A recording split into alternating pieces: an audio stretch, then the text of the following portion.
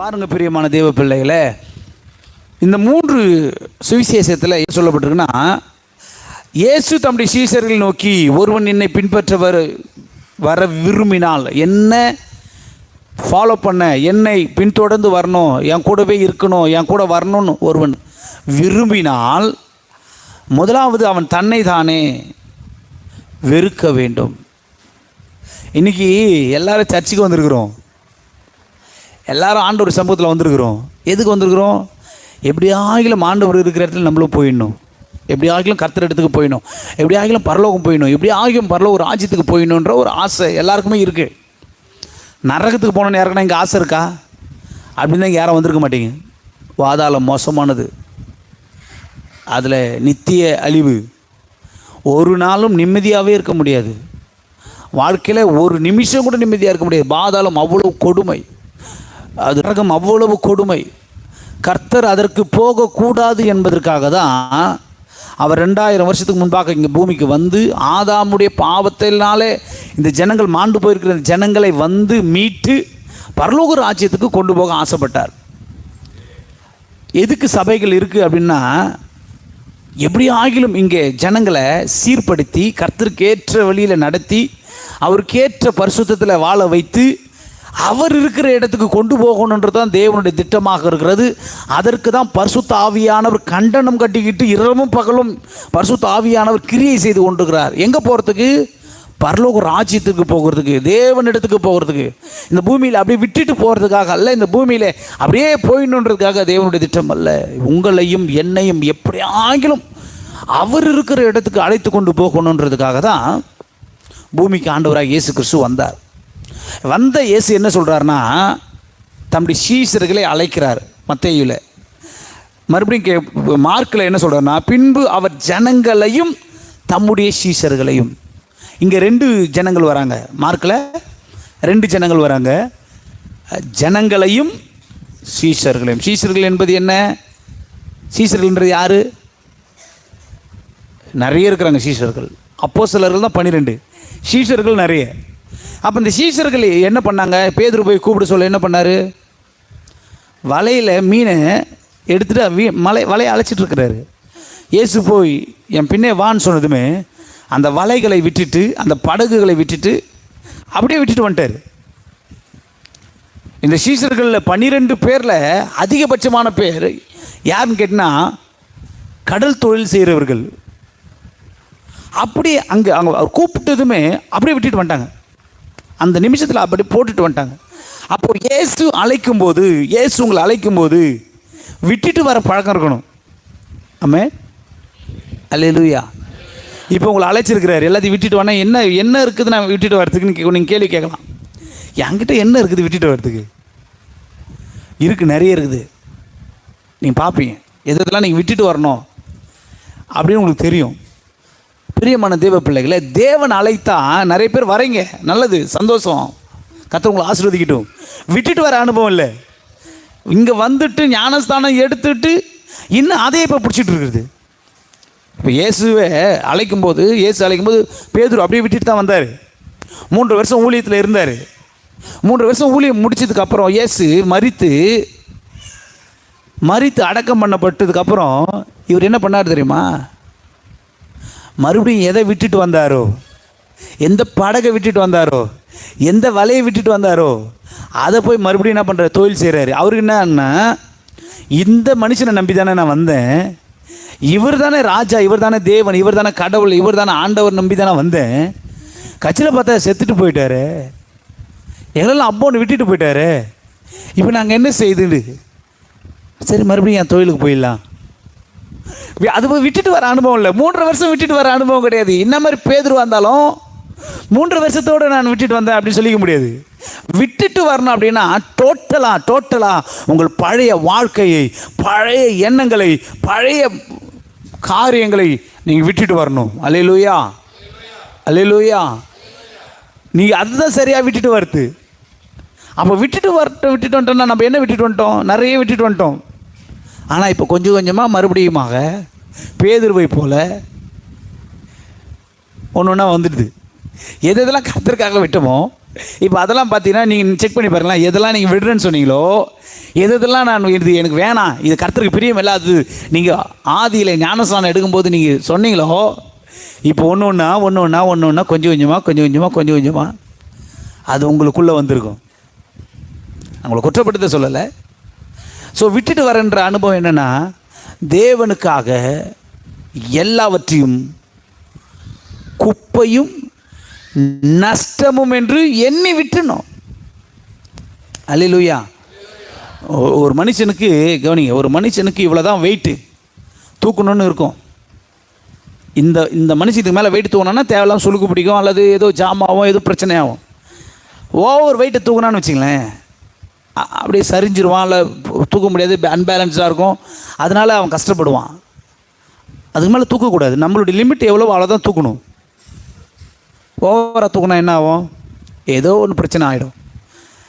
நம்ம சரீரத்துக்கு, பரிசுத்த சரீரத்துக்கு இவ்வளோ தான் தூக்கணும்னு ஆண்டவர் கொஞ்சம் சில இதுக்கு வச்சுருப்பார். தேவையில்லாத பாவ உணர்வு, குற்ற உணர்வு, இது தேவையில்லாத காரியங்களை நம்ம மேலே தூக்கி வைக்கும்போது ஆட்டோமேட்டிக்காக மாட்டிக்குவோம். அல்லேலூயா, அல்லேலூயா. எல்லாம் வாய் தந்து ஒரு அல்லையில சொல்ல போகலாம். ஆமாம், சில நேரங்களில் சொன்னால் தான் வருது. சரி, முதல்ல சீஷர்களை கூப்பிட்றாரு. மார்க்கில் பார்த்தீங்கன்னா ஜனங்களையும் தம்முடைய சீஷர்களையும் சொல்கிறாரு. மூன்றாவது லூக்கால என்ன சொல்கிறாருன்னா, அவர் எல்லாரையும் நோக்கி. பாருங்கள், ஒருத்தருக்கு எழுதுற. இப்போ லூக்கா எழுதும்போது என்ன எழுதுறாரு? எல்லாரையும் சொல்கிறாரு. மார்க் என்ன சொல்கிறாரு? ஜனங்களையும் சீஷர்களையும் சொல்கிறாரு. மத்தேயு என்ன சொல்கிறாரு? சீஷர்களை மட்டும் சொல்கிறாரு. அப்போ இந்த மூன்று சுவிசேஷங்களில் என்னத்தை நம்ம புரிஞ்சுக்கொள்ளணும் அப்படின்னா, லூக்கா கண்டவைகளையும் கேட்டவைகளையும் எழுதுறாரு. மார்க்கு என்னென்னா, ஒரு வாலிப ஊழியக்காரன் பின்னாட்களில் வரும்போது அவர் அழகாக எழுதுறாரு. ஸோ மத்தேயு கூடவே இருந்தவர், இயேசுவோடவே இருந்தவர். அவர் இயேசுவோடவே இருந்தவருக்கும் தெரியும். லூக்கா பின்னாட்களில் வந்தவர், அவர் எழுதும்போது அழகாக எழுதுறாரு. அப்போ என்ன எழுதுறாருன்னு பார்த்தீங்கன்னா, பின்பு அவர் எல்லாரையும் நோக்கி, அப்படின்னா அங்கே இருக்கிற எல்லாரையும் நோக்கி, ஒருவன் என்னை பின்பற்றி வர விரும்பினால். இன்றைக்கி எத்தனை பேர் இயேசு கிறிஸ்துவை பின்பற்றுகிறோம்? இயேசு கிறிஸ்துவை கொஞ்சம் பேர் தான் பின்பற்றுகிறோம். ஒரு சிலரை வச்சுக்கிறோம். ஒரு சிலர் நம்மளுடைய என்ன சொல்கிறது, இவரை மாதிரி தான் வாழணும், இவரை மாதிரி தான் இருக்கணும், இவரை மாதிரி தான் ஜெபம் பண்ணணும், இவரை மாதிரி தான் பாடணும், இவரை மாரி தான் பிரசங்கம் பண்ணணும், இவரை மாரி தான் சர்ச்சுக்கு போகணும், இவர் இப்போ ட்ரெஸ் பண்ணுற மாதிரி தான் நம்ம ட்ரெஸ் பண்ணணும், இவர் இவர் இவர் இவர் இவங்க இவங்க இவங்க சிலரெல்லாம் கவனிக்கிறீங்களா? சிலர்லாம் ஒரு சிலரை வச்சுருக்குறோம். இவங்களா மாறி இருக்கணும், இவரை மாறி இருக்கணும், இந்த மாதிரி இருக்கணும் அப்படின்னு சில காரியங்களை வச்சுட்டு அவங்கள ஃபாலோ பண்ணிகிட்ருக்குறோம். மற்றவங்கள ஃபாலோ பண்ண சொல்லி வேதம் சொல்லலை.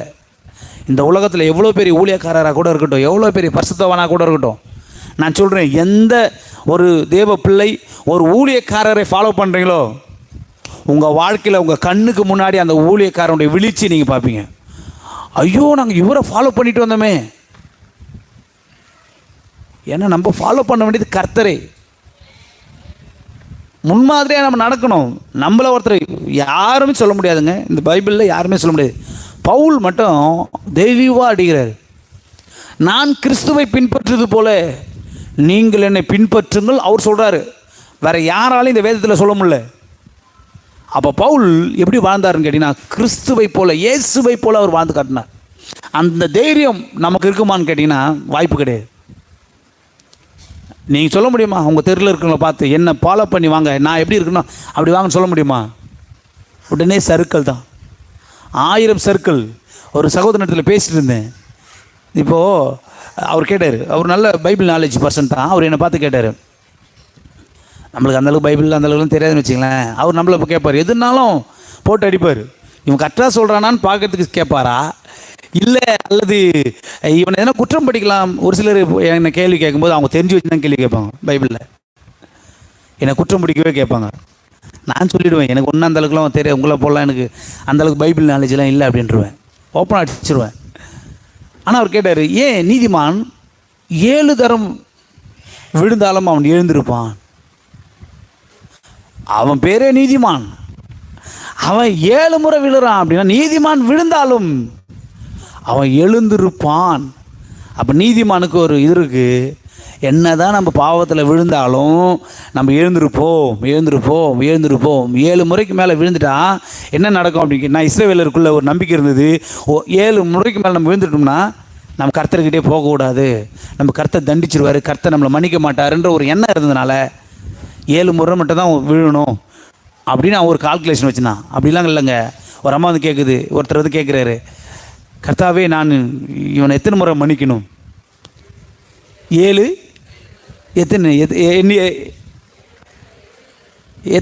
எத்தனை நாளுக்கு? ஒரு நாளைக்கு 7 70 கணக்கு பண்ணி பாருங்கள். நீங்கள் கணக்கு பண்ணி இப்படி தான் கணக்கு பண்ணி எனக்கு தெரியும். 7 70 இன்ட்டு 7 70 இன்ட்டு 7 70 கவுண்டிங்கே கிடையாது. ஆண்டவருக்கு ஆக மொத்தம் என்ன சொல்கிறாருன்னா மன்னி. ஆண்டவர் நம்மக்கிட்ட ஒன்று தான் சொல்கிறார், மன்னி. பிரியமான தேவ பிள்ளையே, கிறிஸ்துவை நீங்கள் ஃபாலோ பண்ண விரும்புனீங்கன்னா, இயேசுவை ஃபாலோ பண்ண விரும்புனீங்கன்னா, இந்த பிள்ளைங்களை பாருங்களேன், குழந்தைங்கள பாருங்களேன். இப்போ குழந்தைங்கள தான் பார்த்துனுக்கிறீங்கன்னு எனக்கு தெரியுது. ஒன்றும் பண்ண முடியாது. தோத்திரம். நிறைய பேருடைய ஆவிக்குரிய வாழ்க்கை கெட்டு போகிறதுக்கு காரணமே குழந்தைங்க தான். ஏன்னா இங்கே வந்து சும்மா அங்கேயும் அதே விளையாட்டு, இங்கேயும் அதே விளையாட்டு தான், இங்கேயும் அதே தோத்திரம். கண்கள் எப்படி திருப்பிட்டு பாருங்களேன். பிசாசு அப்படியே பேய் பிடிச்சின்னு ஆட்டணும்லாம் அவசியமே கிடையாது. கொஞ்சம் கர்த்தருடைய வார்த்தையை கவனிக்க விடாமல் விட்டாலே அவன், அதுதான் அவனுடைய வேலையை.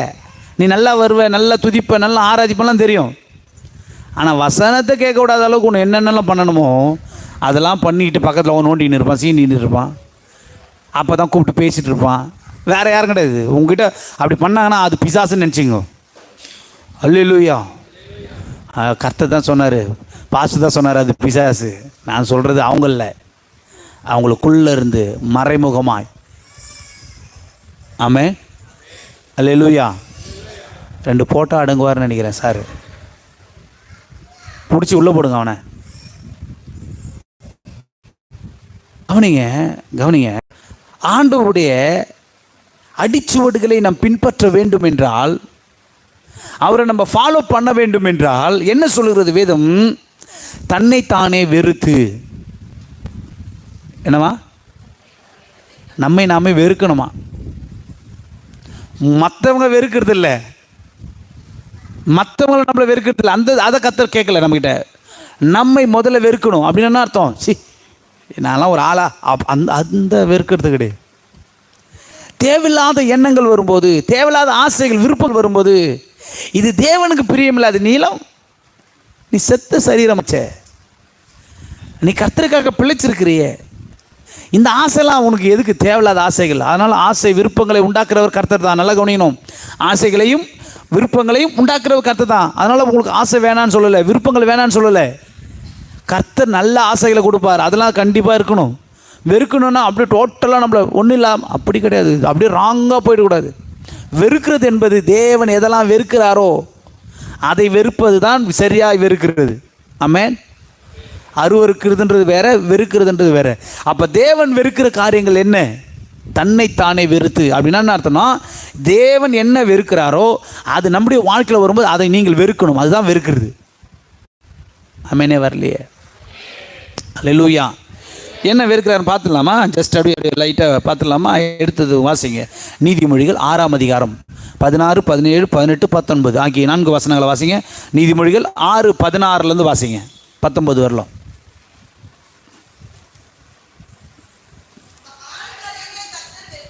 எத்தனை வெறுக்கிறாரு? நீங்கள் என்ன வெறுக்கணும்? ஹலோ, நீங்கள் என்ன வெறுக்கணும்? கர்த்தர் என்ன வெறுக்கிறாரோ அதை நீங்கள் வெறுக்க வேண்டும். ஆமென். தன்னைத்தானே வெறுத்துனா அர்த்தம் தன் சரீரத்தை வெறுத்து, தன்னுடைய குடும்பத்தை வெறுத்து, தன்னுடைய பிள்ளைகளை வெறுத்து, தன்னுடைய உடைமை, அதல்ல கர்த்தர் வெறுக்க சொன்னது அதல்ல. நிறைய பேர் தன்னைத்தானே வெறுக்கணும், நம்ம அப்படியே நம்மளை கண்டுக்கவே கூடாது, தான் தரிசி அப்படி இல்லை. நிறைய பேர் அப்படியே டோட்டலாக ராங்காக போயிடுறாங்க. தன்னைத்தானே வெறுத்து என்பது தேவன் வெறுக்கிற காரியங்களை நீங்களும் வெறுக்க வேண்டும். மறுபடியும் வாசிச்சிங்க. எத்தனை வெறுக்கிறாரா? கையை நீட்டி சொல்லுங்க பார்க்கலாம். இது 6 5 அப்போ எதுக்கு இதுக்கு வேணுட்டு இப்படி காட்டுறீங்க? என்ன சொல்கிறோமோ அதை செய்ய தேவையா? 6னா இது 6. அல்லேலூயா. 2 கையும் வரணும், 6 காரியங்கள். ஏன்னா அது ஞாபகமாக இருக்கணுன்றதுக்காக சொல்கிறேன். இப்போது ஒன்று எக்ஸ்ட்ரா ஆட் ஆகுது. அப்போ 7 எத்தனை காட்டுங்க? 7ம் சிலருக்குலாம் வந்து விரல் வராது, அதனால் ஒரே பாடாக போட்டுங்க. 7 வெட்டின 3 வரும், 1 கூடவே வரும். 7 காட்டுங்க பார்க்கலாம். நீங்கள் கரெக்டாக இந்த பிடிக்காமல் காட்டுங்க பார்க்கலாம். இந்த விரலை பிடிக்காமல் காட்டுங்க பார்க்கலாம். 7 மட்டும் காட்டுங்க. ரொம்ப கஷ்டம் சிலருக்கலாம். வந்து 8 நிற்கும். இது நமக்கே அடங்க மாட்டுது. தோத்துறோம். சரி. 7ம் வெறுக்கிறார். நல்லா கவனிச்சிங்க. எதெல்லாம் கர்த்தர் வெறுக்கிறாரோ அதை நீங்கள் வெறுக்கணும். ஆமாவா? ஆமாவா? இயேசுவை பின்பற்றி வர விரும்பினால் இதை முதல்ல வெறுங்க. முதல்ல இல்லைன்னா சும்மா நான் இயேசுவை பின்பற்றுறேன், சர்ச்சுக்கு வரேன், ஆலயத்துக்கு வரேன், கோயிலுக்கு வரேன், என்ன ஒன்றாலும் நீங்கள் சொல்லியிருக்கலாம். அல்லேலூயா. நல்லா தூக்கம் வருதா? உன்னை அப்படியே உலக்கையில் போட்டு நல்ல நொய்ய குத்தணும். இல்லை இங்கே பாருங்கள், என்ன பாருங்கள். உடனே சைடில் பார்க்காதீங்க. என்ன கெட்ட பழக்கமோ தெரியல. சிரிச்சிங்க, தப்பு கிடையாது. ஆனால் பக்கத்தில் பார்த்து குற்றப்படுத்தாதீங்க. சரி, கவனிங்க. அதனால தான் எல்லோரும் உங்களை இந்த பக்கம் பார்க்க வச்சுக்கிறாரு கர்த்தர். என்னை மட்டும் தான் இந்த பக்கம் பார்க்க வச்சுருக்கிறாரு. அதனால் நான் பார்த்துக்கிறேன். கவனிங்க. 6 கர்த்தர் இருக்கிறார். 7ஐயும் அருவருப்பானவைகள் அவையாவன. அப்படின்னா என்ன அர்த்தம்? எல்லாம் ஒரு ஆள் வாவு வந்துடுச்சு. நான் யார் தெரியுமா? என் ட்ரெஸ்ஸு தெரியுமா? நான் எவ்வளோ பச்சிருந்தேன் தெரியுமா? நான் எப்படிப்பட்ட குடும்பத்தில் வந்து இருந்தேன். என் குடும்பம் என்ன தெரியுமா? இதெல்லாம் மேட்டிமையான கண்கள். தன்னை குறித்து சும்மா அப்பப்போ பெருமை பேசுகிற வாய் இருக்குதுல்ல, அது என்ன பண்ணுது அப்படின்னு கேட்டிங்கன்னா மேட்டுமையை பேசுகிறது. அல்லேலூயா. நான் யார் தெரியுமா? நான் யார் தெரியுமா? என் குடும்பம் என்ன தெரியுமா? என் சொத்து என்ன தெரியுமா? என் பேங்க் பேலன்ஸ் என்ன தெரியுமா? நான் எப்படிப்பட்டவங்க தெரியுமா? பெருமை. கர்த்தர் எதிர்த்து நிற்கிறார்னு அர்த்தம். மேட்டிமையான கண்கள். மற்றவங்களை அற்பமாக பார்க்குற ஒரு மனிதன் தன்னை மேன்மையாக பார்க்கிறான் என்று அர்த்தம். ஒரு நாளும் மற்றவங்களை என்ன பண்ணக்கூடாது? அற்பமாக பார்க்கக்கூடாது. அதே நேரத்தில் நம்ம எப்பொழுதுமே உயர்த்தி பார்க்கக்கூடாது. தேவனுக்கு முன்பாக நம்ம தாழ்த்த கற்றுக்கொள்ள வேண்டும். அல்லேலூயா. அல்லேலூயா. மேட்டிமையான கண் எப்போ எதுக்கு எடுத்தாலும் சொமானாங்கட்டி கண்டத்துக்கு பொய். 10 கட்டிலில் ஒரு கட்டில் பொய் சொல்லாதிருப்பாயாக. இன்றைக்கி ஒரு நாளைக்கு கூட பொய் சொல்லாத ஒரு மனுஷனே கிடையாது. எல்லாத்துக்கும் பொய். ஃபோன் எடுத்தாக்கா எங்கே இருக்கிற என்ன இங்கே தான் இருக்கிறேன்னு சொல்லவும் மாட்டோம். கரெக்டாக உண்மையை சொல்ல மாட்டோம். இதோ வந்துக்கினே இருக்கிற வண்டியை ஸ்டார்ட் பண்ணியிருக்க மாட்டோம். பொய். அதாவது ஒன்றும் நடந்துடாது. ஒன்றுன்னா கத்தி எத்தனை ஏன் பொய் சொன்னோம்? தேவையில்லை. உள்ளதை உள்ளதென்றும் இல்லதை இல்லதென்றும் சொல்லுங்கள். அதுக்கு மீறிச்சுன்னா பாவம். பொய் நாவு. என்ன நாவு? என்ன நாவு? எல்லாரும் சொல்ல பார்க்கலாம். முதலாவது என்ன? மேட்டுமையான கண். பொய் நாவு. பொய் பேசுகிற நாவு. எப்போ பார்த்தாலும் பொய், எதுக்கு எடுத்தாலும் பொய். நான் நிறைய பேரை பார்த்துருக்குறேன். ஊழியக்காரன் கூட நிறைய பேர் பொய் சொல்கிறான். அந்த நாவால் ஜெபம் பண்ணுவாங்க. எப்படி கேட்பார் கர்த்தர்? பிசாசு கேட்பான். இப்போ தான் பொய் கூட பேசினேன். கோடுமானவருக்கு தவிர்க்கணுங்க. பொய் பேசுறதுக்கு கர்த்தர் இருக்கிறார். எதுக்கு எடுத்தாலும் பொய் பேசுவாங்க பார்த்துருக்கீங்களா? அவங்க ஜெபம் ஒரு நிமிஷம் கூட கேட்கவே படாது. ஏன்னா அவங்க பொய்யை பேசியே பழகினால எது எடுத்தாலும் பொய். உண்மையை சொல்லுங்கள், உண்மையை சொல்லி பழகுங்க. நம்ம தலையை யாரும் எடுக்க போகிறது கிடையாது. நிறைய நான் சொல்கிறது விசுவாசியில் சொல்லலை, நான் சொல்கிறது ஊழியக்காரர்களே நிறைய பேரை தன்னை மிகப்படுத்தி கொள்ள, தன்னை பெரிய ஆளாக காட்டிக்கொள்ள, தன்னை ஒரு உயர்ந்த ஸ்தானத்தில் வைத்துக்கொள்ள பொய்யா பேசிகிட்டு இருக்கிறாங்க. நம்ம ஆவிக்குரிய தேவனுடைய பிள்ளைகள் பேசுகிற பொய் என்ன தெரியுமா இருக்கும்? ஹலோ கவனிங்க. ஆவிக்குரிய தேவனுடைய பிள்ளைகள் பேசுகிற பொய் என்னவாக இருக்குமா? தேவன் ஒரு தரிசனத்தை காட்டியிருப்பார். அந்த தரிசனத்தை மட்டும் சொல்லவும் சொல்லாது, கூட தன்னை சேர்த்துக்கும். 5 நிமிஷம் தான் ஜெபம் பண்ண இருக்கும் பாட்டு. 1 மணி நேரம் கர்த்தருடைய சமூகத்தில் காத்திருந்தேன். போய் ஜெபம் பண்ணியா உடனே என்ன திட்ட போகிறான்ட்டு உடனே ஜெபம் போய் எதுக்கு போய் நம்ம பேசுகிற பொய்லாம் ரொம்ப மோசமான பொய்ங்க. அதுனா கூட பரவாயில்ல, அவன் உலகத்துக்கு ஏதோ பொழைக்க திருட ஏதோ ஒன்று பார்க்குறதுக்கு. ஆனால் நம்ம சொல்கிற பொய்னா கர்த்தரோட சேர்த்து சொல்லுவோம் பொய். அப்படியே பார்த்தேன் பாருங்க, அப்படி தேவனோட சேர்த்து வேற அவரையும் சேர்த்துக்கிறது தேவையே இல்லைங்க. மிகைப்படுத்தி உங்களை ஒரு ஆள் பெரிய ஆளாக காட்டிக்கொள்வதற்காக ஒரு தேவ மனுஷன் பொய் சொல்கிறான்னா அவனை எந்த வகையில் உலகத்தான கூட நம்பிடலாம். தேவ பிள்ளைகள் இன்னைக்கு அநேகர் வாயை திறந்த பொய், வாயை திறந்த பொய். ஜெபம் பண்ண எந்த விஷயத்துல மாட்டுவாங்க, ஜெபம் பண்ணேன்னு கேட்டு வரல, அவங்க ஜெபமே பண்ணி விடாங்க. பண்ணையா கண்டிப்பாக பண்ண பைபிள் படிச்சு படிச்சு எங்கே முந்தா நாள் படிச்சிருக்கோம், வேதத்தை திறந்துருக்கோம். இன்னைக்கு கர்த்தருடைய பிள்ளைகள் பொய்யை சொல்லிக்கிட்டு அலைந்து திரிந்து கொண்டு இருக்கிறது. ஆமென். மேட்டிமையான கண்கள், பொய் நாவு. அவங்க தப்பே பண்ணியிருக்க மாட்டாங்க, அவங்க தவறே செஞ்சுருக்க மாட்டாங்க. அவங்க செஞ்சாங்கன்றத யாரோ ஒருத்தர் சொன்னதை கேட்டுவிட்டு அவங்களுக்கு விரோதமாக பேசுறது. இவங்க பார்த்துருக்க மாட்டாங்க, அவங்களும் சரியாக கூட பார்த்துருக்க மாட்டாங்க, அவங்களுக்கு யாரோ சொல்லியிருப்பாங்க. அப்படியே ரிப்பீட் அப்படியே நியூஸ் பேப்பரில் வந்துட்டுருக்கோம். அதாவது குற்றம் மற்றவர்களுடைய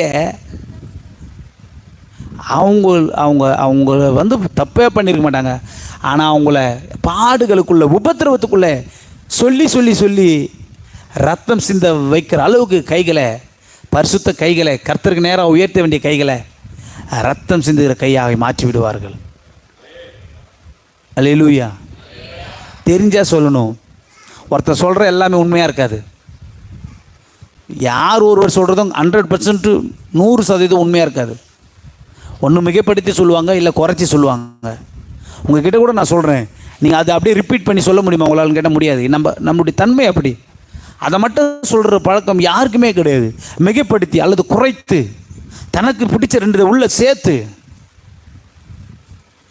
எல்லாரும் உலகத்தில் அப்படி தான்.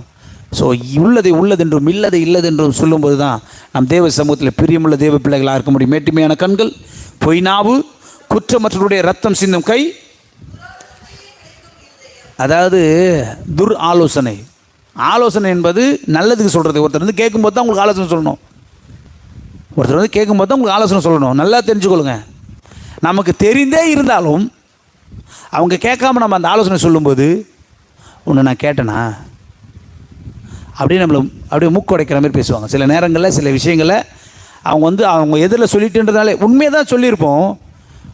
பட் நான் உன்னை கேட்டேனா, எனக்கு தெரியாத சொல்கிறதுக்கு, உனக்கு தான் தெரிஞ்ச மாதிரி வந்து சொல்கிற அப்படின்னு நம்ம எதிரிலேயே ஒரு மாதிரி பேசுவாங்க.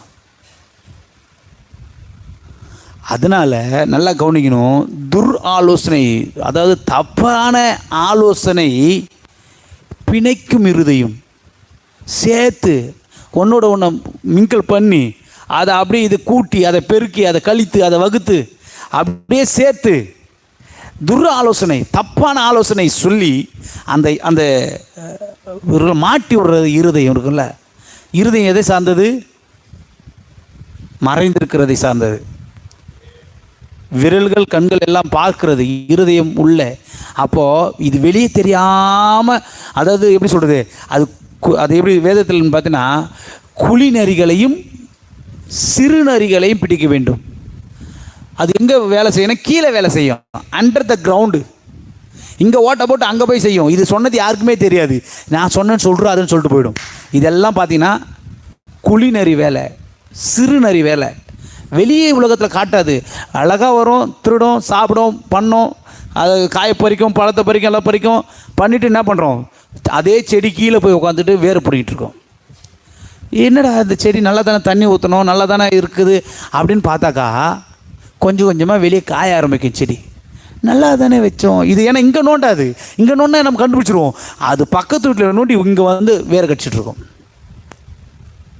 இப்படிப்பட்ட காரியங்கள் நமக்குள்ளே இருக்குமானால் அதை வெறுக்க வேண்டும். குழி நரிகளையும் சிறு நரிகளையும் பிடிக்க வேண்டும். ஏன் அப்படின்னா அது மேலே தெரியாது, உள்ளுக்குள்ளே வைக்கிற பாய்சன், உள்ளுக்குள்ளே வைக்கிற அண்டர் கிரவுண்டில் வைக்கிற பாய்சன். இதை நம்ம அனலைஸ் பண்ணணும் அப்படின்னா நாம் கேட்குற விதம் இருக்குதுல்ல. நாம் என்ன இப்போ பார்த்துட்டு இருக்கோம், 4வது சொல்லுது, துராலோசனை பண்ணி பிணைக்கும் இருதயம். துராலோசனை பிணைக்கும் இருதயம், அது வந்து மேலே தெரியாதுங்க. இருதயம் என்பது மறைந்திருக்கிற ஒரு பொருள், மறைந்திருக்கிற ஒரு விஷயம். அது என்ன, வெளியே சொல்கிறது கிடையாது. உதடு வெளியே சொல்லும், நாவு வெளியே சொல்லும், ஆனால் ஆலோசனை உள்ளுக்குள்ளவே கொடுத்துட்டு போயிடும். நைஸாக வந்து கொடுத்துட்டு போயிடும், தப்பான ஆலோசனைகளை கொடுத்துட்டு போயிடும். ஆலோசனை இல்லாத ஜனங்கள் அநேகர் என்ன பண்ணுறாங்க, சீர்கெட்டு போகிறாங்க. அநேகருடைய ஆலோசனையினால் ஜனங்கள் சீர்பொருந்து வரலாம் வாசம் சொல்லுது. அப்போ இந்த ஆலோசனை எப்படிப்பட்டதாக இருக்குன்னா, அண்டர் கிரவுண்டு. வெளிப்படையாக திட்டுறாங்களா, மூஞ்சிக்கு நேராக திட்டுறாங்களா, அவங்கள நம்பிடலாம். Hello, straight face to face நீ பண்ண தப்புன்னு சொல்கிறாங்களா, அவங்கள 100% நம்புங்க. அவன் மனசில் எதுவும் வச்சுக்கலன்னு அர்த்தம். ஆனால் பின்னாடி போய் ஒருத்தர் பேசுகிறான்னு வச்சுங்களேன், அவன் அண்டர் கிரவுண்டில் வேலை செய்கிறான்னு அர்த்தம். சபைக்கு விரோதமாக இருக்கலாம், அது உனக்கு விரோதமாக இருக்கலாம், உன் குடும்பத்துக்கு விரோதமாக இருக்கலாம், உன்னுடைய நட்புக்கு விரோதமாக இருக்கலாம், உன் ஃப்ரெண்ட்ஸுக்கு விரோதமாக இருக்கலாம், யாராக கூட இருக்கலாம், வேலைக்கு கூட இருக்கலாம். ஸ்ட்ரெயிட்டாக நேருக்கு நேர் மூஞ்சலுக்கு நேராக நீ பண்ண தப்பு பிரதர், நீ பண்ண தப்பு சிஸ்டர் அப்படின்னு நம்ம சொல்லிட்டான்னா அவனை நம்பலாம். அந்த நேரத்தில் அமைதியாக இருந்துட்டு போயிட்டு பின்னாடி நம்மளுக்கு போட்டு கொடுக்குறான்னா அவன் பேர் தான் துராலோசனை பண்ணும் இருதயம். அல்லேலூயா. 5வது வாசிப்போம். சும்மாவே இருக்காது பாருங்கள். ஒரு விஷயத்தை கேட்டுட்டுனா, கவனிக்கிறீங்களா, ஒரு விஷயத்தை கேட்டுதுன்னா கொஞ்ச நேரத்தில் ஆள் பதறச்சு போவோம். அங்கேருந்து எங்கடா இது வேகமாக போகுது அப்படின்னு நம்ம கொஞ்சம் செக் பண்ணி பார்த்தாக்கா, யார்கிட்ட பேசிட்டு இருந்தோமோ அதை போய் அவங்கக்கிட்ட சொல்கிற வரல இது கால் நிற்காது. திட்டு அடுத்த ஒரு 10வது நிமிஷம் அங்கே போய் சொல்லிட்டு வந்துடும். எதை இங்கே எல்லாரும் பேசியிருந்தது பாருங்க, உனக்கு தெரியுமா உன்னை குறிச்சி இப்படிலாம் சொல்லியிருந்தது, அங்கே வச்சிச்சு வத்தின்னு அர்த்தம். பத்திக்கிட்டு தெரியும், காடே பத்தம். சகோதரிகள் அப்படின்னா சகோதரிகள் எப்படி பேசுவாங்க, நீ இருந்தாலும் அப்படி பண்ணிடக்கூடாதுப்பா, அவர் ரொம்ப ஃபீல் பண்ணுறாரு, அவர் ரொம்ப கஷ்டப்படுறாரு, வச்சு ஆப்பு டங், அவ்வளோதான். அப்போ ஒரு நல்லவனாக இருந்திருப்பான், அண்ணன் தம்பி பங்காளி சகோதரனாக இருந்திருப்பான். முடிஞ்சது கதை. மறைக்கணுங்க, மறைக்கணும். ஒருவருடைய குற்றத்தை மறைக்கணும். ஒருத்தர் தப்பு செஞ்சுன்னா அதை மறைக்கணும், அதை மூடணும். ஏன் நோவாவுடைய பிள்ளை ஒருத்தன் சபிக்கப்பட்டான், கானான் ஏன் சபிக்கப்பட்டான்? தகப்பனுடைய நிர்வாணத்தை அவன் என்ன பண்ணான், திறந்து காட்டிட்டான். 2 பிள்ளைங்க என்ன பண்ணுறானுங்க, மூடுறானுங்க. அந்த 2 பிள்ளையை ஆசீர்வதிச்சான். ஆனால் தவற வெளியே சொன்னான் பாருங்க, அவன் சபிக்கப்பட்டவனாய் நிலையில்லாதவனாய் அவன் ஊர் முழுவதுமாய் சுற்றி திரிகிறனா மாட்டான்.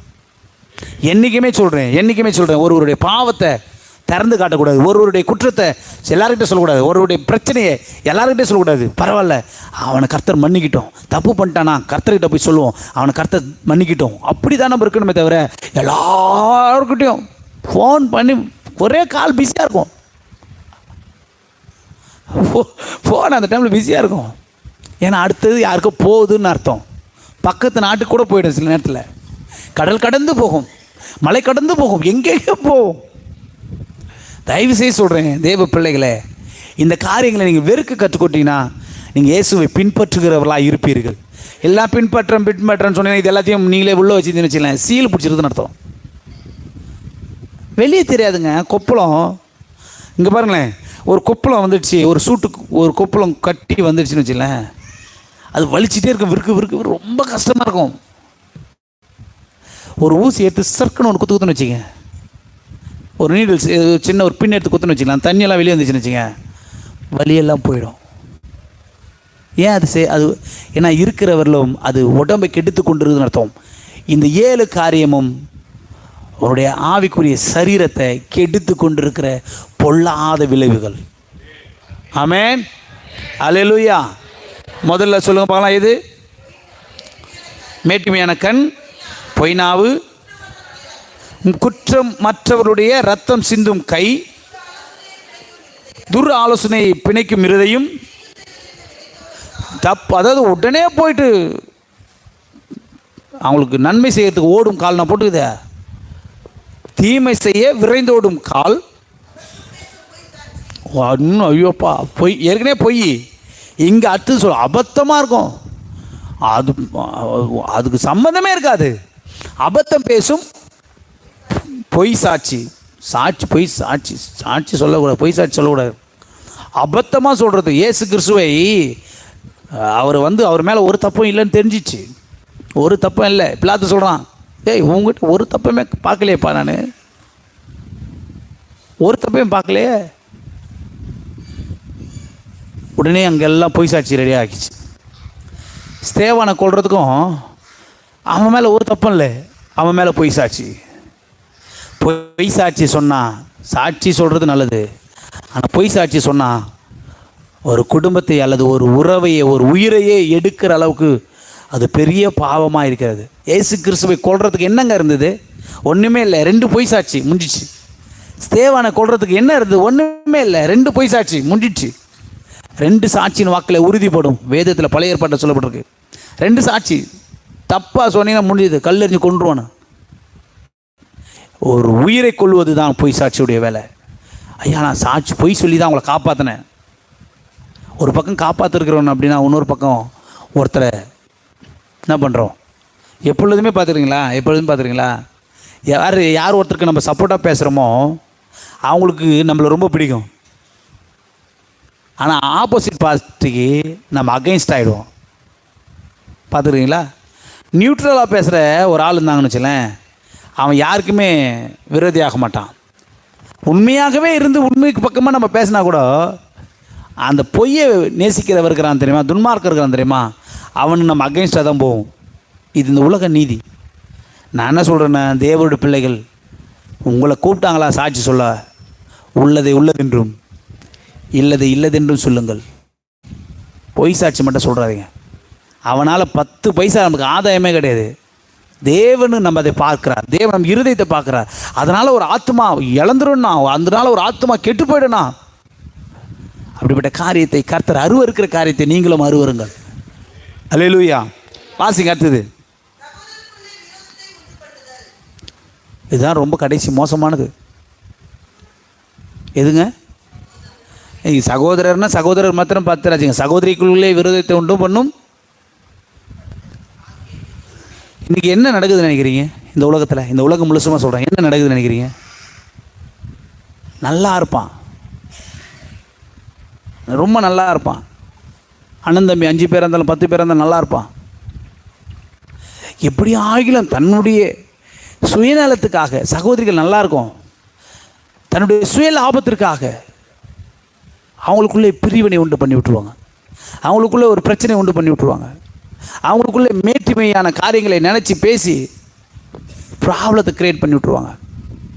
என்னைக்குன்னா பார்த்துருக்குறீங்களா? அவன் அடிச்சுக்குவான், குடிக்குவான், அக்கா தங்கச்சிங்க அடிச்சிக்குவோம், குடிக்கும். நடுவில் யாருன்னா ஒருத்தர் கொஞ்சம் ரொம்ப சப்போர்ட்டாக பேசிட்டு இருந்தாங்கன்னா அப்போ தான் அவங்களுக்குள்ள பிரிவினை வரும். அதுவரை அவங்களுக்குள்ள பிரிவினை வராதுங்க. என் அக்கா தானே பரவாயில்ல, என் தங்கச்சி தானே பரவாயில்ல, 2-3 நாளில் சரியாயிடுவாங்க. ஆனால் நடுவில் ஒருத்தர் சப்போர்ட் பண்ணுறாங்க பாருங்கள், இவங்களுக்கோ அல்ல அவங்களுக்கோ, அப்போ தான் 2 பேருக்குள்ள ஒரு பெரிய கேப் உண்டாகும். இங்கிருந்து அங்கே சொல்லி அங்கிருந்து இங்கே சொல்லி அப்படியே ஒரு பெரிய பிளவு உண்டு பண்ணி காலி பண்ணுறான். பிரியமான தேவ பிள்ளையே, கர்த்தர் அருவருக்கிற காரியங்களை நீங்கள் அருவருத்தால், கர்த்தர் வெறுக்கிற காரியங்களை நீங்கள் வெறுத்தால், நான் உண்மையாக சொல்கிறேன், நீங்கள் தான் இயேசுவை கரெக்டாக ஃபாலோ பண்ணுறீங்கன்னு அர்த்தம். இது எல்லாத்தையும் தெரிஞ்சுக்கிட்டு நான் இயேசுவை தான் ஃபாலோ பண்ணுறேன்னு சொன்னீங்கன்னா நீங்கள் பொய்க்கு பிதாவமாக இருக்கிற பிசாசின் பிள்ளைகளாக இருக்கிறீர்கள். அல்லேலூயா, அல்லேலூயா, சத்தம் ஒரு அல்லேலூயா. ஏன் இந்த உலகத்தில் இது தலை தெரித்து ஆடுது? ஏன் இந்த உலகத்தில் கடைசி காலத்தில் இது ரொம்ப பெருசாக இருக்குதுன்னு கேட்டிங்கன்னா, இது கடைசி காலம் அப்படி தான். இந்த கடைசி காலத்தில் எல்லாரும் பரிசுத்தமாக இருக்கணும்னு தான் ஆண்டவர் விரும்புகிறாரு. எவன் ஒருவன் தன்னை பரிசுத்தமாக ஆக்கிக்கொள்ள விரும்புகிறானோ, எவன் ஒருவன் தன்னை பரிசுத்தமாக வைத்துக்கொள்ள விரும்புகிறானோ, அந்த மனுஷனுக்குள்ள பரிசுத்த ஆவியான பயங்கரமான கிரியை செய்வார். பரிசுத்தமாக இருக்கிறவர்கள் இன்னும் ஏன் ஆண்டவர் இன்னும் பரிசுத்தமாக இருக்க சொல்கிறாரு? இன்னும் அதிகமாகு, நீ பரிசுத்தமாக தான் இருக்கிற அப்படி நியூட்ரலாக அப்படின்லாம் சொல்லலை. பரிசுத்தமாக இருக்கிறியா, இன்னும் பரிசுத்தமாக முயற்சி பண்ணு, இன்னும் பரிசுத்தமாக முயற்சி பண்ணு. ஏன்னா இதெல்லாம் வெயிட் மாதிரி, தேவையில்லாத வெயிட் மாதிரி, தேவையில்லாத பிரச்சனை மாதிரி, தேவையில்லாத உங்கள் சரீரத்தில் ஏற்றுக்கொள்ளாதீங்க, தேவையில்லாமல் உங்கள் மனதில் ஏற்றுக்கொள்ளாதீங்க, தேவையில்லாமல் உங்கள் இருதயத்துக்கு இடம் கொடுக்காதீங்க. இதெல்லாம் கழட்டி விட்டுருங்க, இதெல்லாம் தூக்கி போட்டுருங்க. பேசினா பேசிட்டு, பேசாமல் போனால் போட்டவங்கள உங்களுக்கு தெரியும். நீங்கள் கர்த்தருக்கு உண்மை உள்ளவர்களாக இருங்க. நீங்கள் உண்மை உள்ளவர்களாக இருங்களா, கர்த்தர் உங்களை உயர்த்துருவார். ஐயா அவன் பரலோகம் ஒன்று கூட்டம் போக மாட்டான். உங்களை நடத்துக்கிற பாஸ்டர் உங்களை பரலோகம் கூட்டம் போக மாட்டாங்க. உங்களுக்காக ஜெபிக்கிற சகோதரி உங்களை பரலோகம் கூட்டம் போக மாட்டாங்க. பரலோகம் போனோன்னா கர்த்தருடைய கிருபை உங்களுடைய தனிப்பட்ட வாழ்க்கையில் இருக்கிற தேவனுக்காய் வைராக்கியமாக இருக்கிறது தான். ஆமென். அல்லேலூயா, அல்லேலூயா. இது ஏழையும் கர்த்தர் வெறுக்கிறார், அதனால் நீங்கள் வெறுங்கள். அதனால தான் வசனம் சொல்லுது, என்ன சொல்லுது? தன்னைத்தானே வெறுத்து. தன்னைத்தானே சொல்லுங்கள், பக்கத்தில் கை பிடிச்சி சொல்லுங்கள். என்ன வெறுக்க சொல்லலை, சொல்லுங்கள். என்ன வெறுக்க சொல்லலை, தன்னைத்தானே வெறுத்து. அப்படின்னா சொல்லுங்கள். அப்படின்னா ஏசு எதெல்லாம் வெறுக்கிறாரோ, இந்த பக்கம் சொல்ல மாட்டீங்களோ? ஏசு எதெல்லாம் சொல்கிறாரோ அதை நீங்களும் வெறுங்கள். ஆமென். சரி, தன்னைத்தானே வெறுத்து வாசிங்க.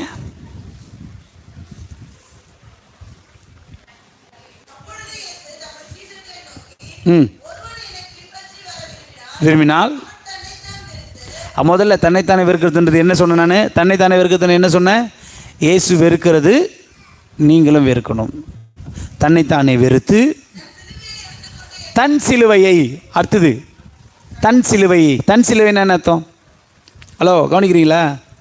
தன் சிலுவையை. இப்போது எல்லாரும் என்ன பண்ணணும்? சிலுவையை வெறுக்கணும். அப்படியா? தன் சிலுவையை எடுத்துக்கொண்டு. அப்போ உங்கள் எல்லாருக்கும் ஒரு சிலுவை இருக்குதுன்னு அர்த்தம். இயேசு கிறிஸ்துவுக்கு எப்படி ஒரு சிலுவை இருந்ததோ அதுபோல் உங்களுக்கு ஒரு சிலுவை இருக்கிறது. உங்கள் சிலுவை நீங்கள் எடுத்து வந்திருக்கிறீங்களா? ஆமாம் பிரதர், நான் கழுத்திலேயே தொங்க விட்டுருக்கிறேன். அந்த சிலுவை அல்ல. நான் மோதத்தில் கூட சிலுவையாக போட்டிருக்கிறேன், அந்த சிலுவையை சொல்லலை. அப்புறம் நான் ஜெபமாலை போட்டுன்னு இருக்கிறேன், அது பெரிய பாவம். நிறைய பேருக்கு தெரிய மாதிரி ஜெபமாலை வாங்கி உருட்டுறது.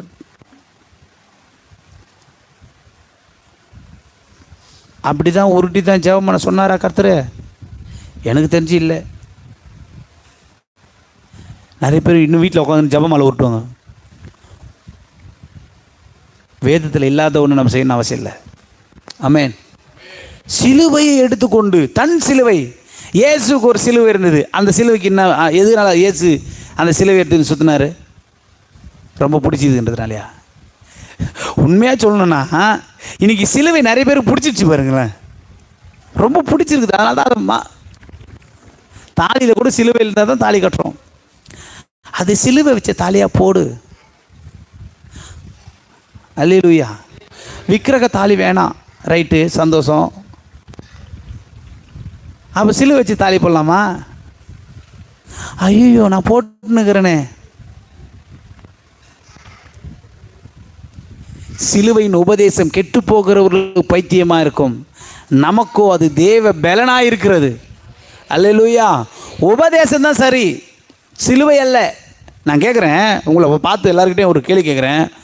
உங்கள் தாத்தாவை, உயிரோடு இல்லாத தாத்தாவை சொல்கிறேன், இருக்கிற தாத்தாவை சொல்ல, உயிரோடு இல்லாத தாத்தாவை ஒருத்தன் ஒரு பெரிய கத்தி எடுத்து கொண்டுட்டான்னு வச்சுங்களேன். அந்த கத்தியை வாங்கிட்டு வந்து அதை அழகாக தொடச்சி நல்லா க்ளீன் பண்ணி, இதுதான் எங்கள் தாத்தாவை கொன்ன கத்தி அப்படின்னு ப்ரேம் பண்ணி யார் வீட்டிலையும் வச்சுருப்பீங்க? கரெக்டாக அல்லையிலே சொன்னார் அவர். மனுஷன் கரெக்டாக இருக்கிறாரு. நிறைய பேருக்கு அல்லையிலே வரமாட்டுது, தோத்துறோம். அவர் சரியாக அல்லையிலே சொன்னார், கரெக்டாக நான் நேரத்தை சொன்னார். எத்தனை பேர் ஏசு கிறிஸ்துவ வீட்டில் தொங்கிட்டு இருக்கோம் தெரியுமா? அவர் வேறு தொங்கிட்டு இருப்பார், ஒரு உருவம். சிலுவை மட்டும் தொங்காது, அவரும் தொங்கிட்டு இருப்பார் சேர்த்து. நான் கேட்குறேன், சிலுவை இருக்க, சிலுவை அது நமக்கு இல்லைங்க, புறஜாதிகளுக்கு அடையாளப்படுத்துவதற்கு நட்சத்திரம் வழிகாட்டியாக இருந்தது. சிலுவையும் புறஜாதிக்கு வழிகாட்டி. ஆலயம் இருக்குது, இங்கே ஒரு சர்ச் இருக்குது, இங்கே போனால் ஜெபம் அங்கே ஏசு இருப்பார், அங்கே ஜெபம் சரியாகும் காண்பிப்பதற்காக சிலுவை. நமக்கு சிலுவை அல்ல, வரும் ஆரம்பத்தில் தான் தேவைப்படுற நேரத்தில் சிலுவை. நல்லா வந்து அறிவு வந்ததுக்கப்புறம் சிலுவை தேவையில்லை. சிலுவையிலே மரித்த இயேசு தான் நமக்கு தேவை. அல்லேலூயா. அதனால தான் சிலுவை, நிறைய பேர் சிலுவையை தூக்கிட்டு இருக்கோம். இங்கே வந்து நான் தூக்கிட்டு போகிறேன், அங்கே போகிறேன், நான் முட்டி போட்டு நந்து போகிறேன்.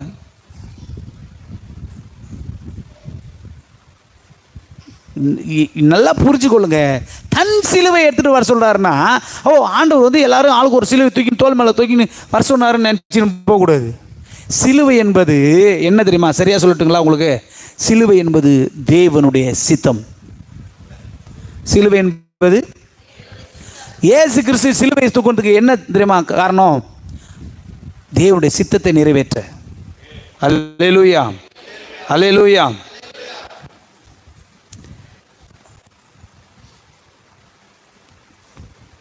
எடுத்தவர்கள் வாசிங்க பார்க்கலாம். எபிரேயர் 10:7-10. எபிரேயர் 10ஆம் அதிகாரம் 7-10 வசனங்கள் வரலாம். அப்பொழுது நான், தேவனே, யாருங்க? இயேசு சொல்கிறாரு, அப்பொழுது நான், தேவனே, உம்முடைய சித்தத்தின்படி செய்ய இதோ வருகிறேன். பழைய ஏற்பாட்டில் எழுதப்பட்டிருக்கிறது, அதை சொல்கிறாரு. சொன்னேன் என்றார்.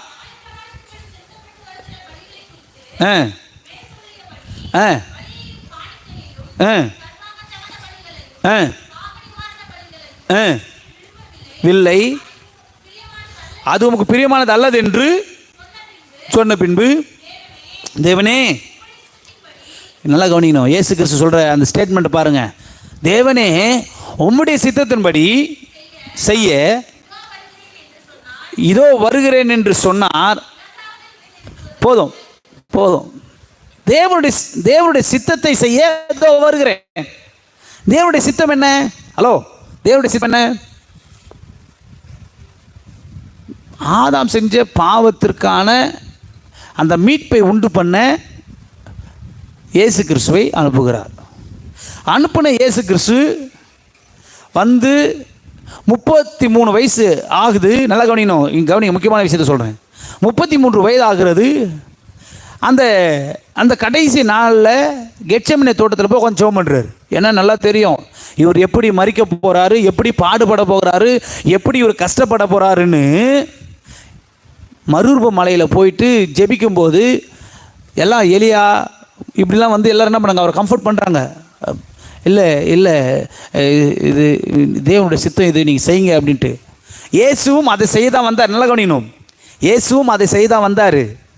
ஆனால் போய் ஜெபம் பண்ணுறாரு. என்ன ஜெபம் பண்ணுறாரு? பிதாவே, ஆகிலும் என் சித்தத்தின்படி அல்ல. அந்த நிமிஷத்தில் அவருக்கு தெரிஞ்சு போச்சு, எப்பா இவ்வளோ பாடா, இவ்வளோ பிரச்சனையா, இதுக்கு சாதாரண விஷயம் நினச்ச மாதிரி இருந்தது.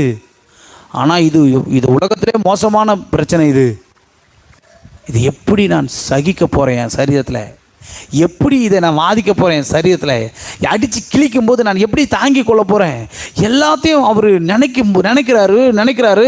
ஹை ப்ரெஷர் ஆகுது. நல்லா கவனிக்கணும், ஹை ப்ரெஷர். நிறைய பேருக்கு தேவையில்லாமல் ப்ரெஷர் வருது.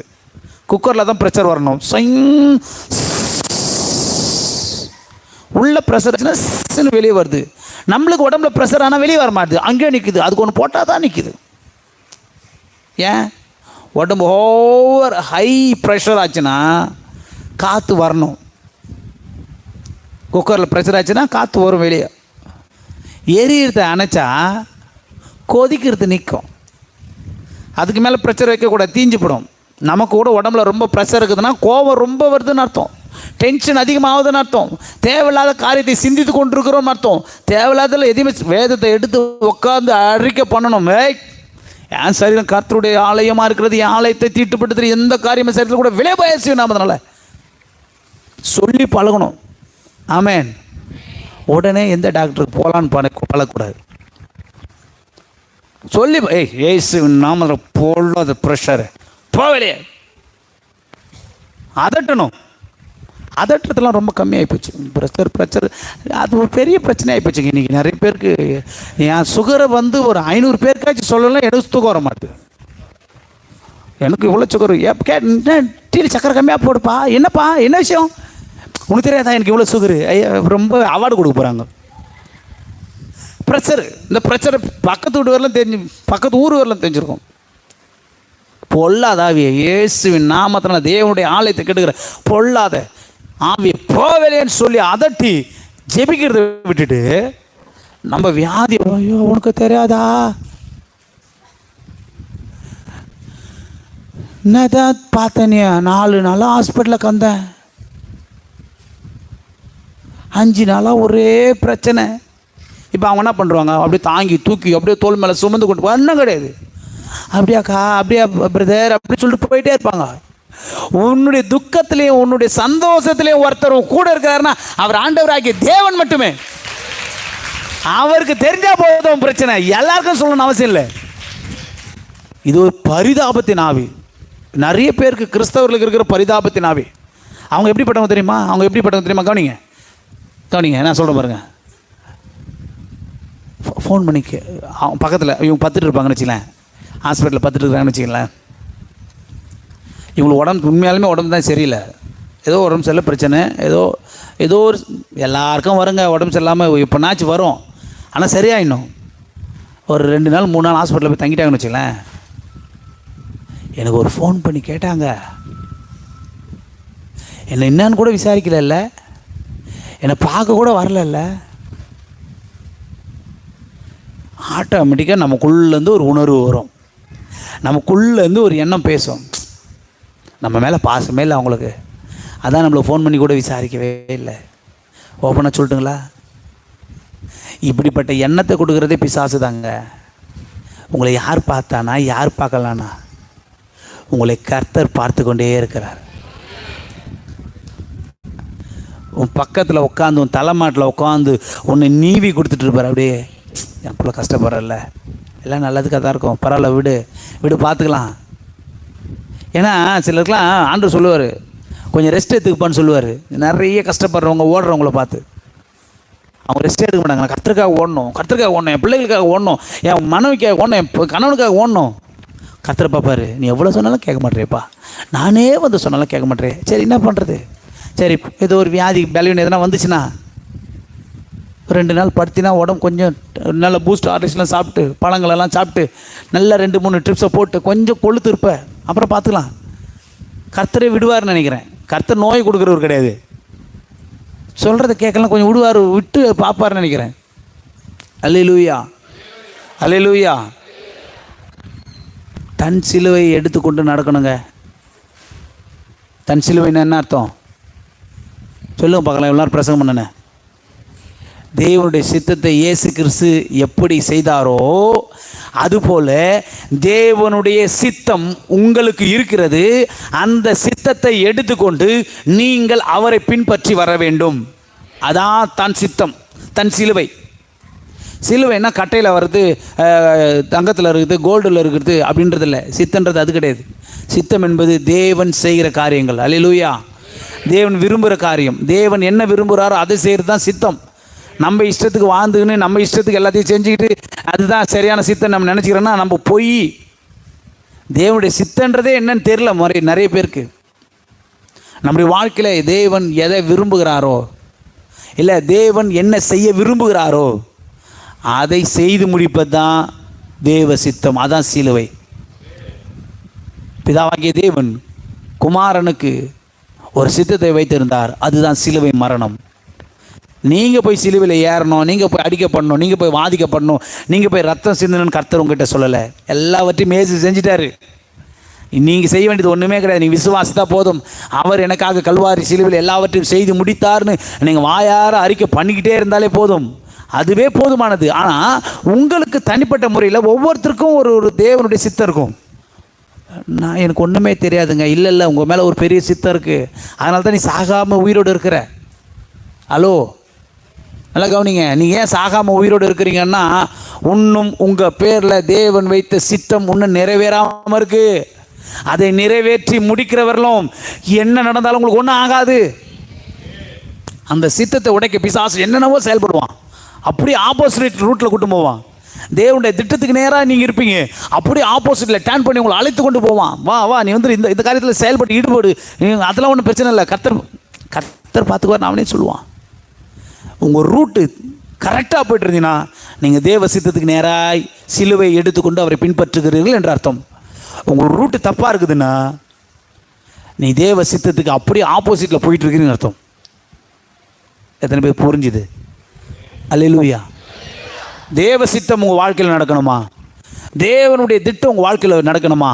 அவனவன் தன்னைத்தானே வெறுத்து தன் சிலுவை எடுத்துக்கொண்டு என்னை பின்பற்றணும். Follow to God, follow to Jesus.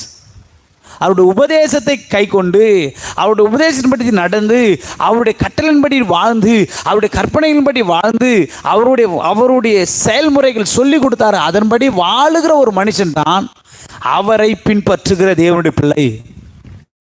வெறுக்க வேண்டியதை வெறுக்கணும், விட வேண்டியதை விடணும். இதெல்லாம் கர்த்தர் வெறுக்கிறது. ஆகையால் அதை நீங்களும் வெறுக்க வேண்டும். ஆமென். கர்த்தர் வெறுக்கிறதெல்லாம் நீங்கள் வெறுத்தீங்கன்னா உங்களுக்கு உங்கள் மேலே ஒரு பெரிய ஒரு இது இருக்காதுங்க.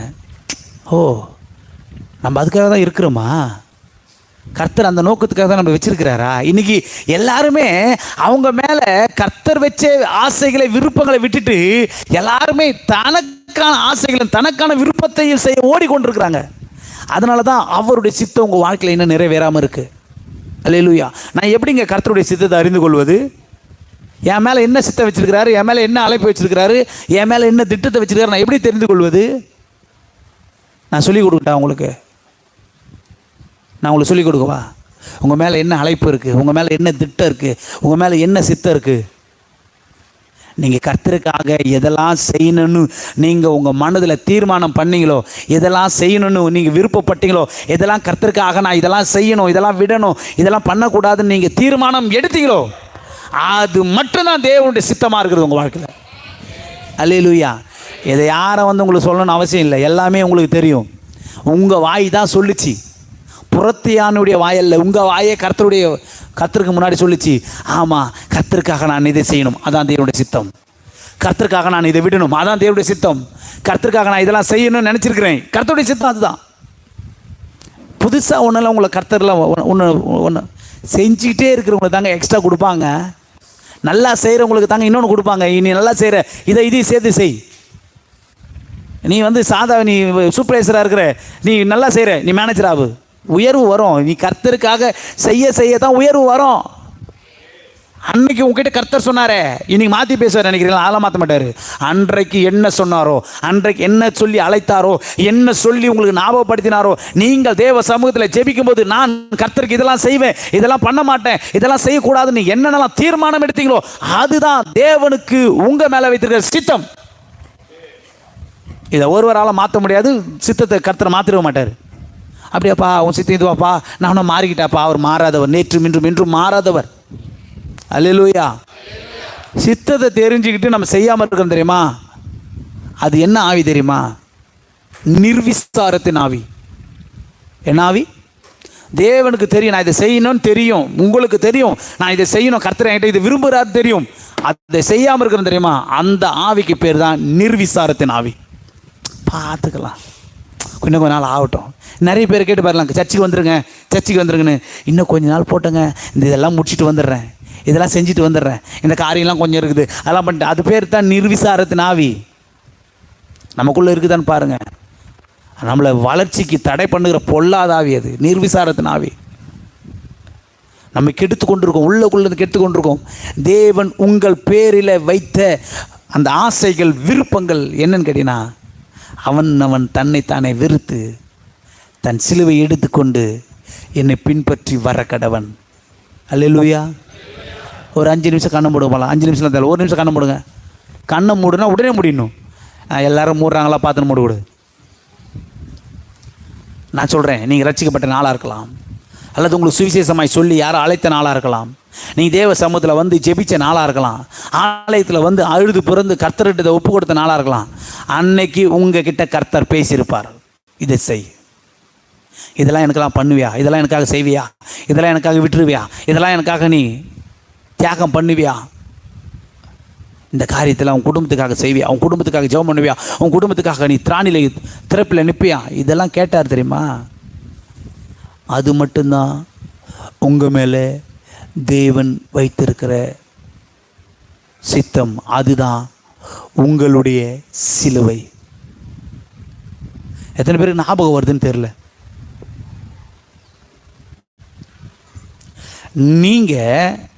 நீங்கள் எதெல்லாம் ஆண்டவர் சமூகத்தில் நான் இதெல்லாம் செய்ய மாட்டேன், இதெல்லாம் நான் செய்வேன், இதெல்லாம் உங்களுக்கு பிரியமான காரியம், இதெல்லாம் உங்களுக்கு பிரியமில்லாத காரியம்னு நீங்கள் ஒப்பு கொடுத்து ஆண்டவர்கிட்ட வந்து ஜெபம் பண்ணீங்களோ, அதெல்லாம் இதுவரை செஞ்சிட்டீங்களான்னு பாருங்களேன். ஒரு அற்பமான காரியமாக இருக்கும், ரொம்ப ஒரு சாதாரணமான ஒரு ரொம்ப அந்த காரியத்தை தான் நீ சொல்லியிருப்பீங்க, அந்த காரியத்தை தான் செய்கிறேன்னு சொல்லியிருப்பீங்க. அதை கூட இவ்வளோ வருஷம் காலதாமதம் படுத்துகிறோமே, இவ்வளோ வருஷம் நம்ம செய்யாமல் இருக்கிறோமே. அப்போ நம்ம என்ன ஐயா, இன்றைக்கி நம்ம வேறு ஆலயத்தில் உட்காந்துருக்கலாம், வேற ஒரு ஊழியக்காரனுடைய இடத்துல கூட நம்ம இருக்கலாம். ஆனால் சொன்னது கர்த்தர் இடத்துல, கேட்டது கர்த்தர். அவர் தான் உங்ககிட்ட பேசுகிறாரு, அவர் தான் உங்ககிட்ட இருக்கிறாரு, அவர் தான் உங்க கூட பேசிட்டு இருக்கிறாரு. அந்த தேவனுக்கு நாம் செய்ய வேண்டியது என்ன? செய்கிறேன்னு சொல்லி செய்யாததும், செய்ய மாட்டேன்னு சொல்லி செய்து கொண்டிருக்கிறதும் தேவனை துக்கப்படுத்துகிற காரியம். வெறுக்க வேண்டிய காரியத்தை வெறுங்கள், செய்யக்கூடாதுன்ற காரியத்தை செய்யாமல் இருங்கள். அவனவன் தனக்கானவில்லை பார்க்காம பிறனுக்கானவில்லை நோக்க கடவுள் வாசம் சொல்லுது. நீங்கள் வெறுக்க வேண்டியதை வெறுத்து, செய்ய வேண்டியதை கர்த்தருக்காக செய்து, தேவனுடைய சித்தமாகி அவருடைய சிலுவையை தூக்கி கொண்டு, உங்கள் சிலுவையை தூக்கி கொண்டு அவரை பின்பற்றி வருவீர்களானால், இதோ திறந்த வாசலை உனக்கு முன்பாக வைத்திருக்கிறேன், ஒருவனும் பூட்ட மாட்டான் என்று ஆண்டவர்களை பார்த்து சொல்கிறார். ஒருவனும் பூட்ட முடியாது. கண்களை திறப்போம். ஆண்டவர் உங்களை பார்த்து சொல்கிறாரு, நீ எதெல்லாம் சொன்னியோ அதெல்லாம் செய், இதெல்லாம் செய்ய மாட்டேன்னு சொன்னியோ அதெல்லாம் செய்யாமல் இரு. கர்த்தர் சொல்கிறாரு, கர்த்தரே சொல்கிறாரு, இன்றைக்கி சொல்கிற இப்போ சொல்கிறார், கர்த்தர் சொல்கிறாரு, இதெல்லாம் செஞ்சுட்டு என்னை நீ ஃபாலோ பண்ணி வந்தீன்னா, இதோ திறந்த வாசலை உனக்கு முன்பாக வைத்திருக்கிறேன். ஒருவனும் உன்னை அசட்டை பண்ண முடியாது, ஒருவனும் உன்னுடைய தடையை வைக்க முடியாது. கர்த்தரே எல்லா காரியங்களையும் வாய்க்க பண்ணுவார்.